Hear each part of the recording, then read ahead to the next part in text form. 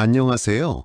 오늘은 국제공인 재무설계사인 CFP 시절의 경험으로 은퇴 설계와 상속 설계를 병합하여 제미나이의 도움으로 가상의 백분 토론 형태로 구성하여 실제의 상속 법률을 바탕으로 구성하였습니다. 구독과 좋아요는 저의 영상 제작에 도움이 됩니다. 서울 아파트 한 채 때문에 가족 간의 효도가 비극으로 변할 수 있습니다.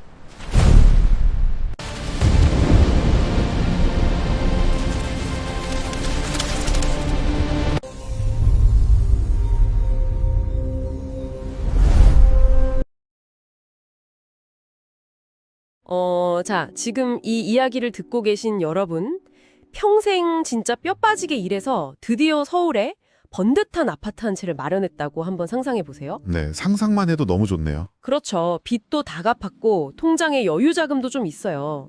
겉보기엔 약간 완벽하게 성공한 중산층의 삶, 그런 거잖아요. 이제 진짜 해변에서 칵테일이나 마시면서 노후를 즐겨야 할 타이밍이죠. 맞아요. 그래야 할 것 같은데, 그런데 오늘 저희가 파헤칠 내용들을 보면 그 환상이 아주 산산조각 날지도 모릅니다. 오늘 내용이 좀 맵죠. 네, 진짜 맵습니다.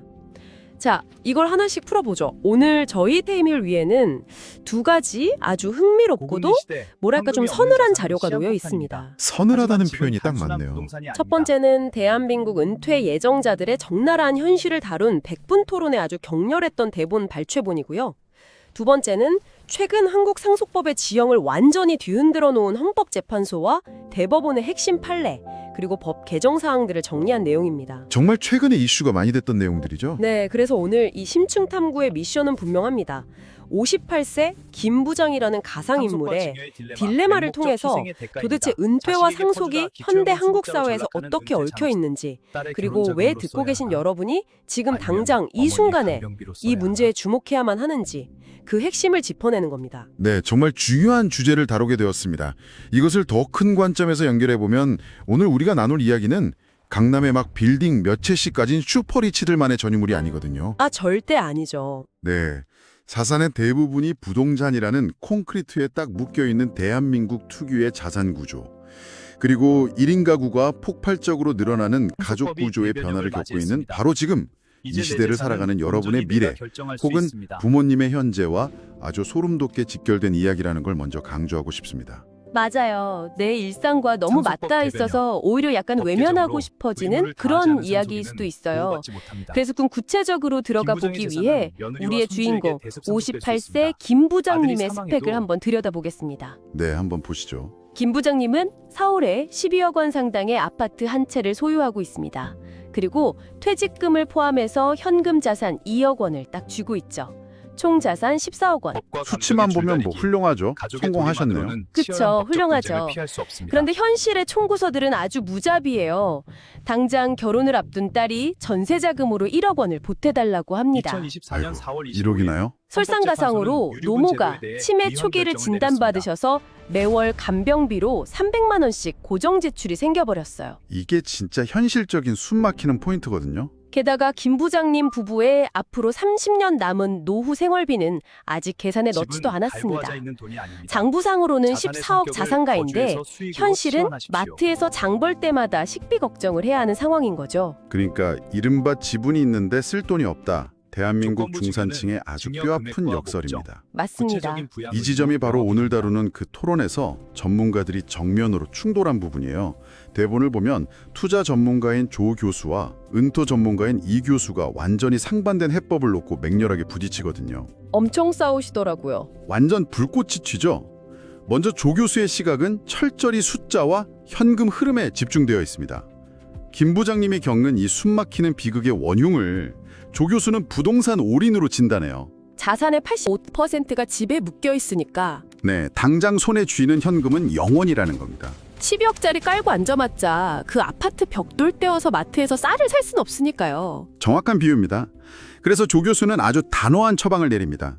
당장 주택연금에 가입해서 현금 흐름을 만들거나 그 12억짜리 아파트를 팔고 경기도 외곽에 5억 원대 빌라로 이사를 가라는 거죠. 아, 5억짜리로 확 줄여라. 네, 그리고 남은 7억 원의 차액을 배당주나 채권형 ETF 같은 금융자산으로 갈아타라고 조언합니다. 그 조 교수의 표현을 그대로 빌리자면 부동산 계급장에서 내려와라, 자산의 성격을 거주해서 수익으로 당장 바꿔라, 이런 거죠. 재무적인 관점에서는 이보다 더 완벽할 수 없는 정답이긴 한데 그렇죠. 계산기 두드려보면 완벽하죠. 잠깐만요. 재무적으로는 완벽할지 몰라도 저는 이 대목에서 좀 숨이 턱 막히더라고요. 그 12억짜리 아파트가 김 부장님에게 그냥 단순한 콘크리트 덩어리일까요? 평생 야근하고 상사한테 시달리면서 지켜낸 진짜 자기 인생의 성적표잖아요. 맞습니다. 은퇴 전문가인 이 교수도 이 점을 아주 강하게 비판하죠.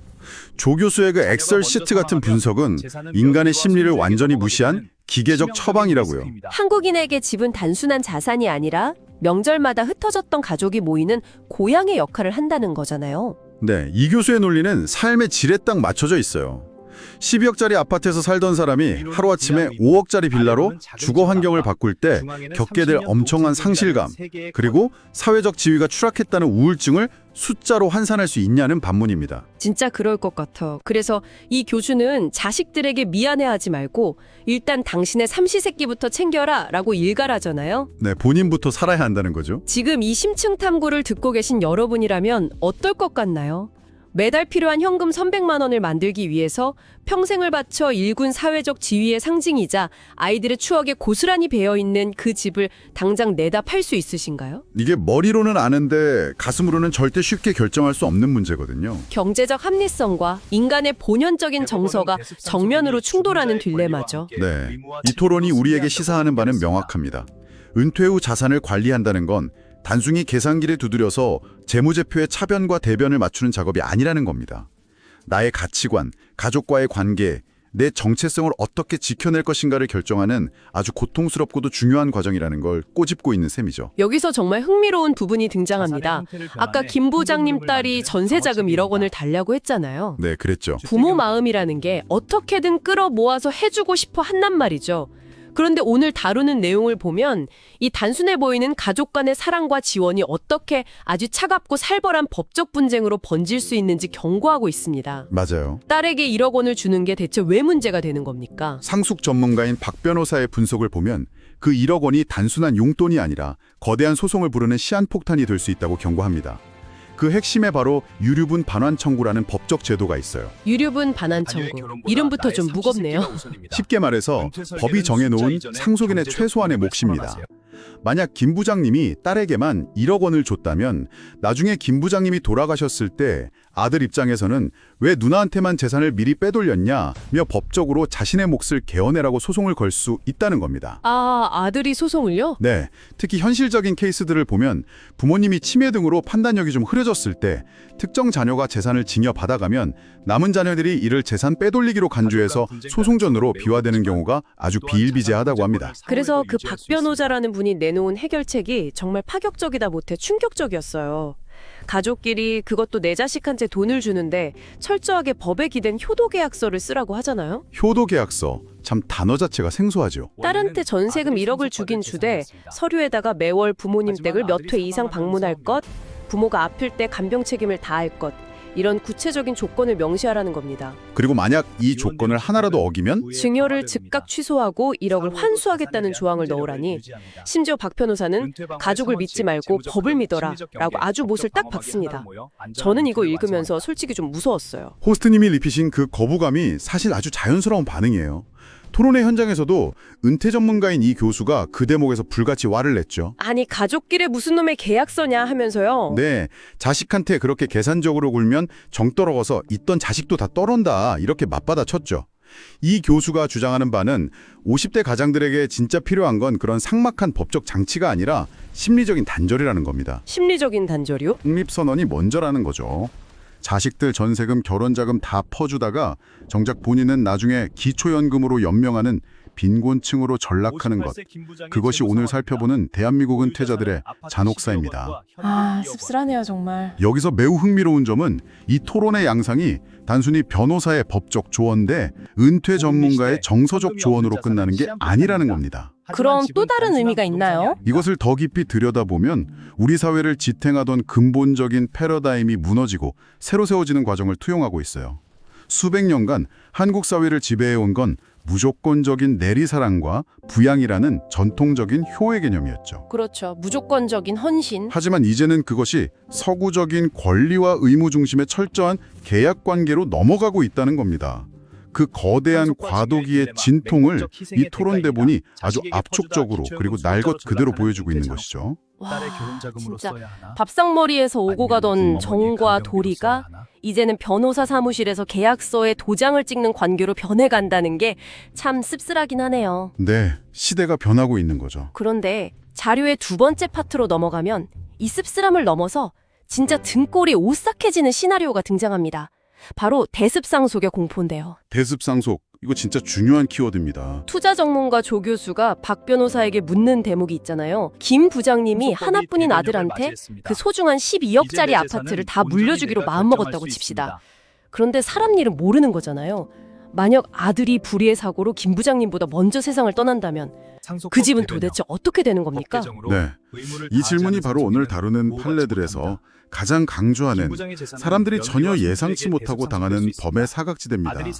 아들이 부모보다 먼저 사망하면 그 아들이 원래 받았어야 할 상속권은 공중으로 흩어지는 게 아니에요. 고스란히 며느리와 손주에게로 내려갑니다. 아, 그대로 내려가는군요. 이 제도를 법적 용어로 대습상속이라고 부르죠. 극단적이지만 현실 법정에서 꽤 흔하게 벌어지는 시나리오를 하나 예로 들어보겠습니다. 아들이 사망하고 나서 며느리가 충격을 받고 시댁과 인연을 끊었다고 쳐보죠. 뭐 그럴 수 있죠. 상심이 크니까. 재혼도 하지 않고 시댁 식구들과 20년 동안 전화 한 통 없이 완벽한 남남으로 살았습니다. 그런데 20년 뒤 김 부장님이 돌아가시면 그 며느리가 갑자기 장례식장에 나타나서 12억짜리 아파트에 상속권을 당당하게 법적으로 주장할 수 있다는 겁니다. 세상에, 김 부장님 부부 입장에서는 20년 동안 코빼기도 안 비치던 며느리한테 평생 모은 전 재산의 절반 이상을 고스란히 뜯기는 거잖아요. 네, 법적으로는 완벽하게 며느리의 권리가 맞으니까요. 조 교수가 왜 리스크 관리가 안 된 자산은 시한폭탄이라고 표현했는지 이제야 정확히 이해가 가네요. 내 의도와는 완전히 상관없이 평생의 피땀이 전혀 모르는 남이나 다름없는 사람의 입으로 들어갈 수 있다는 거니까요. 맞습니다.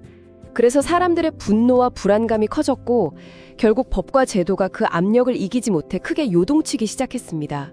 두 번째 파트인 2024년 헌법재판소와 대법원의 핵심 판례들을 보면 지금 한국 상속법의 지형은 그야말로 큰 지진을 겪고 있습니다. 어떤 변화들이 있었나요? 가장 결정적인 사건은 단연 2024년 4월에 내려진 헌법재판소의 유류분제도 위헌 및 헌법 불합치 결정입니다. 이게 무려 1977년에 제정된 이후 47년 만에 일어난 대변혁이거든요. 47년만요. 그동안은 왜 한 번도 안 바뀌었던 거죠? 1970년대만 해도 한국은 대가족 중심 사회였고 아들, 딸 차별 없이 재산을 나누기보다는 장남에게 재산을 몰아주는 경우가 많았습니다.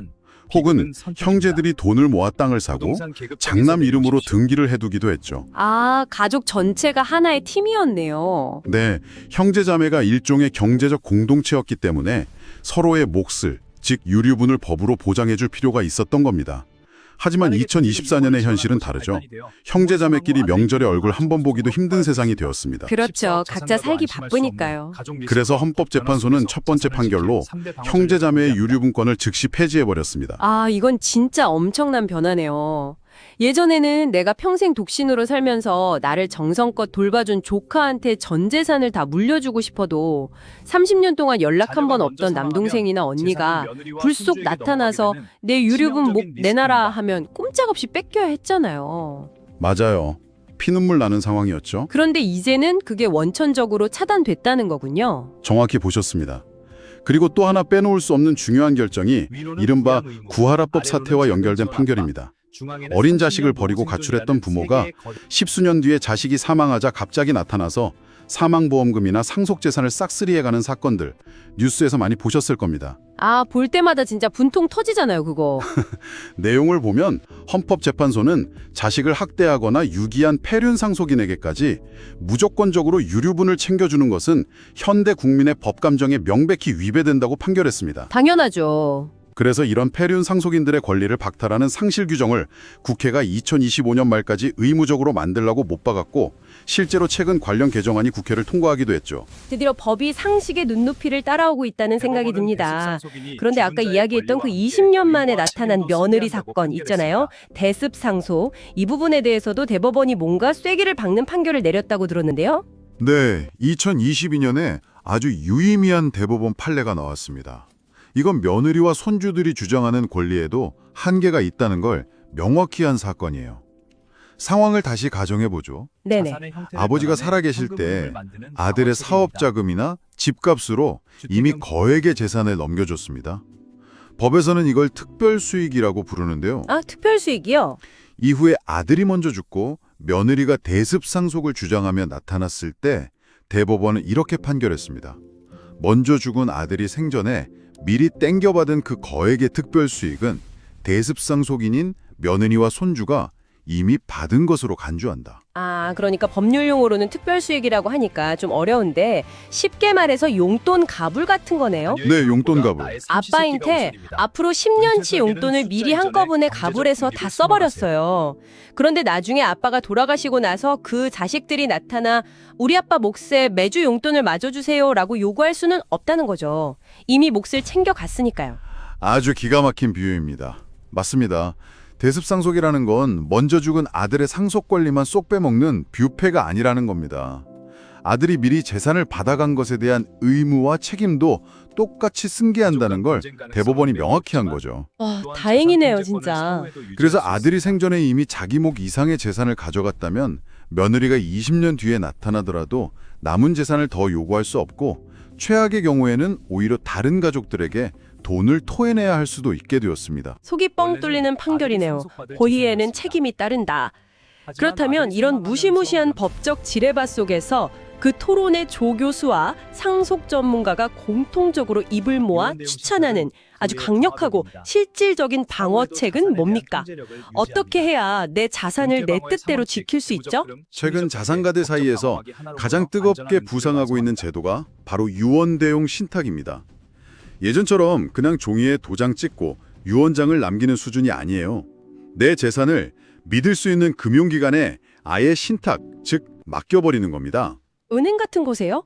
네, 살아있는 동안에는 내가 그 재산의 수익을 마음대로 통제하고 누립니다. 그러다가 내가 사망하면 그 재산을 누구에게, 어떤 방식으로, 어떤 조건 하에 물려줄지 내 입맛대로 아주 세밀하고 정교하게 설계할 수 있습니다. 예를 들면 어떤 식의 조건이 가능한가요? 아까 그 대습상속 상황이 걱정된다면 신탁계약서에 이렇게 쓰는 겁니다.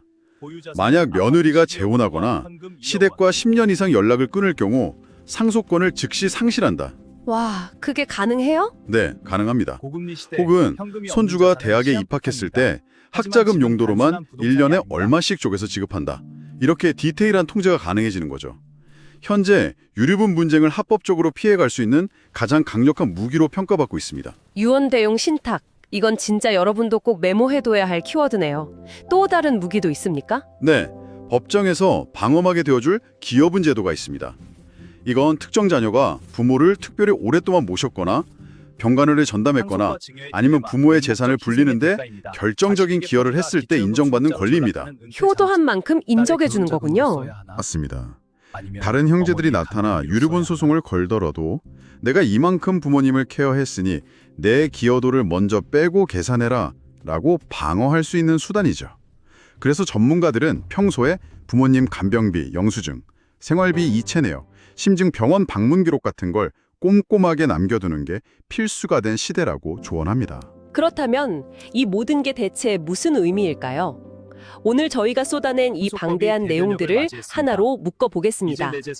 오늘 우리는 14억 자산가 김 부장의 숨막히는 딜레마를 통해 전 재산이 아파트 한 채에 묶여있는 부동산 올인의 상속법 위험성을 대변형, 목격했습니다. 법 개정으로 장부상으로는 의무를 부자지만 다하지 않은 당장의 상속인은 현금 흐름이 막혀서 딸 전세금조차 쩔쩔매야 하는 역설이었죠. 네, 정말 아들이 안타까운 사망해도 현실이죠. 또한 무심코 자식에게 건넨 돈이 유류본 소송이라는 형제 간의 피트기는 법적 분쟁으로 번질 수 있고 20년간 연락 끊긴 며느리가 재산을 채갈 수 있는 대습상속의 리스크도 활용했습니다. 그 혼란 속에서 헌법재판소는 47년 만에 형제자매의 유류분을 폐지했고 사람들은 유언대용 신탁이라는 새로운 무기를 찾아 나서고 있죠. 정리가 아주 깔끔하네요. 결론적으로 현대사회에서 성공적인 은퇴와 노후를 준비한다는 건 단순하게 매달 얼마씩 통장에 저축하는 차원의 문제가 아닙니다. 끊임없이 변화하는 가족의 의미를 다시 정의하고 잠재적인 소송 리스크를 선제적으로 그리고 아주 치밀하게 방어해내야 하는 고도의 종합 예술이라는 점을 오늘 심층 탐구를 통해 분명히 알 수 있었습니다. 이는 우리에게 아주 중요한 질문을 던집니다. 오늘 내용들을 샅샅이 분석하면서 우리는 내 재산을 지키기 위해 자식과 효도 계약서를 써야 하고 다른 형제들의 소송을 방어하기 위해 부모님을 부양했다는 기여분 영수증을 꼬박꼬박 모아두어야 하는 시대에 살고 있다는 걸 알게 되었습니다. 참 마음이 무거워지네요. 오직 법정에서 증명할 수 있는 영수증의 두께나 방문 횟수 기록으로만 증명해야 하는 서글픈 시대로 걸어 들어가고 있는 걸까요? 아, 씁쓸한 현실입니다. 명절날 온 가족이 둘러앉은 따뜻한 밥상머리 대화가 서로의 법적 의무와 상속 비율을 따지는 차가운 계약서 조항 논의로 견해가는 이 거대한 패러다임의 변화 앞에서 과연 우리는 제대로 준비되어 있을까요? 정말 가슴 한구석이 서늘해지면서도 묵직해지는 질문입니다. 오늘 이 탐구를 들으신 여러분도 각자의 가족 상황과 자산 구조를 떠올리며 이 도발적인 질문에 대해 스스로 답을 찾아보는 시간을 꼭 가져보시길 바랍니다. 오늘 저희가 준비한 치열한 심층 탐구는 여기서 마치겠습니다. 다음 시간에도 여러분의 세계를 넓혀줄 새롭고 흥미로운 주제들을 가득 감고 돌아오겠습니다. 함께해 주셔서 감사합니다.